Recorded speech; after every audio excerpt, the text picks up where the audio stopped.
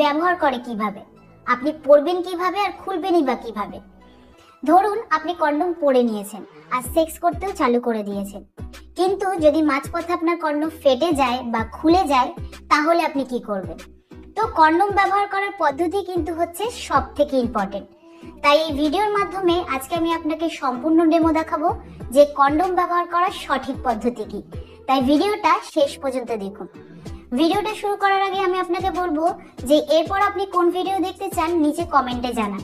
সব থেকে বেশি যে বিষয়ে কমেন্ট আসবে আমি কিন্তু সেই বিষয়ে ভিডিও করে আপনাদের কাছে নিয়ে আসবো। কন্ডমস পুরুষদের জন্য এমন একটা জিনিস যেটা তাদেরকে STIs, HIV, প্রেগনেন্সি এই সমস্ত থেকে রক্ষা করে।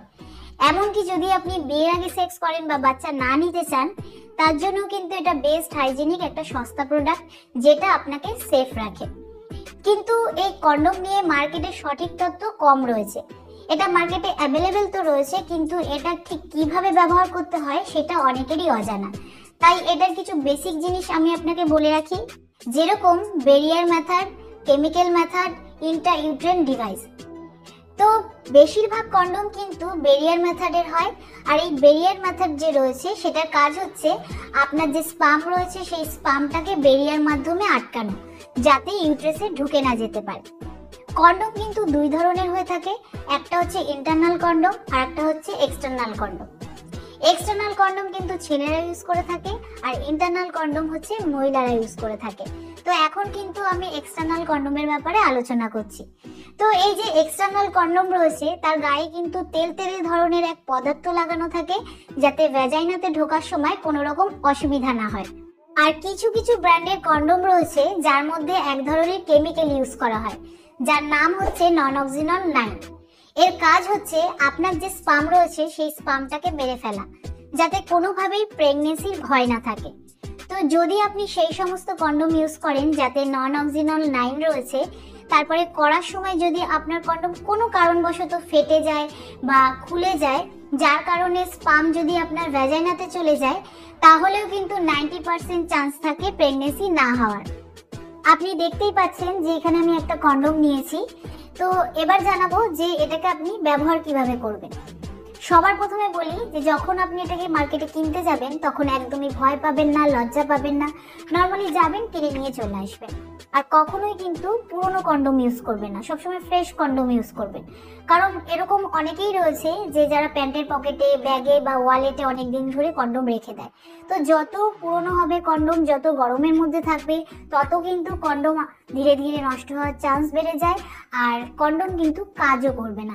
তাই পুরনো কন্ডম দিয়ে একদমই করবেন না, ফ্রেশ কন্ডম দিয়ে করার চেষ্টা করবেন।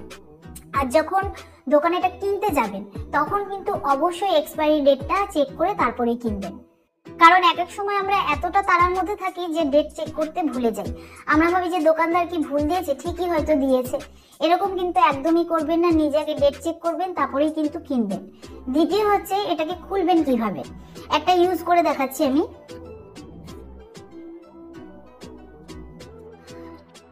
তো বেশিরভাগ ছেলেরাই কি করে যে এটা খোলার সময় দাঁত দিয়ে খোলে। এরকম কিন্তু একদমই করা উচিত নয়, কারণ এর মধ্যে চলে যেতে পারে।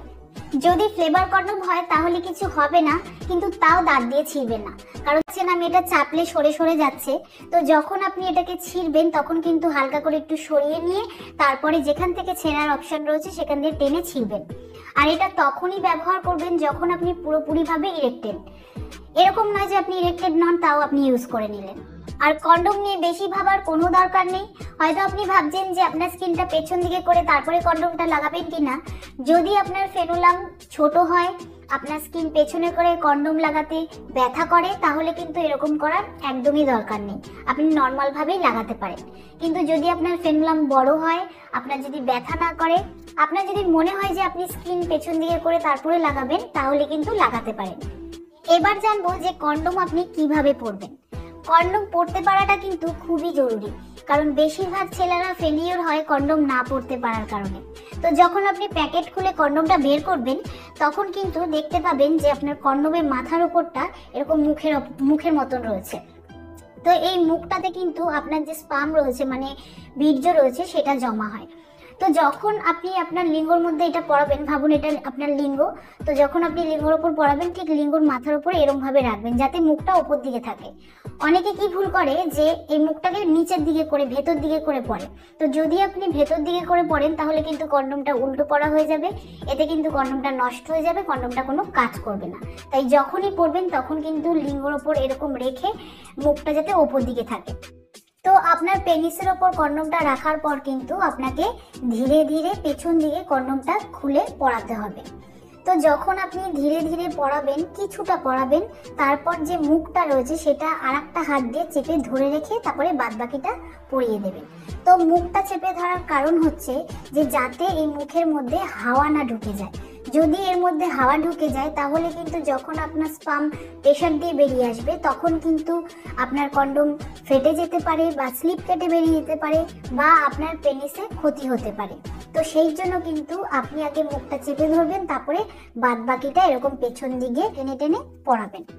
তো কন্ডমটা যখন সম্পূর্ণ পরানো হয়ে যাবে ঠিকঠাক ভাবে তখন কিন্তু আপনি একদম রেডি সেক্স করার জন্য। এবার জানবো যে এটাকে খুলবেন কিভাবে।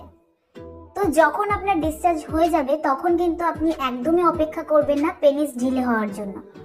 আপনার পেনিস ঢিলে হওয়ার আগে কিন্তু আপনাকে কন্ডমটা খুলে ফেলতে হবে, কারণ যদি আপনার পেনিস ঢিলে হয়ে যায় তাহলে কিন্তু যে স্পামটা এই মুখে কালেক্ট হয়েছে সেটা কিন্তু বেরিয়ে আসবে এবং এদিক ওদিক লেগে যাবে। তো এটাকে এবার খুলবেন কিভাবে? তো ঠিক যেরকম ভাবে পড়েছিলেন সেরকম ভাবে কিন্তু আবার উল্টো দিকে আস্তে আস্তে আপনাকে গুটিয়ে খুলতে হবে। তো যখন খুলবেন তখন কিন্তু এই যে কন্ডমের যে মুখটা রয়েছে সেই মুখটাকে চেপে ধরে তারপরে আপনাকে আস্তে আস্তে খুলতে হবে। তো আমি আশা করব যে এই ভিডিওর মাধ্যমে আপনি উপকৃত হবেন। তো ভিডিওটা কিরকম লাগলো অবশ্যই কমেন্টে জানাবেন। আজকের মতন এতটুকুই, আবার দেখা হবে পরবর্তী ভিডিও নিয়ে। নমস্কার।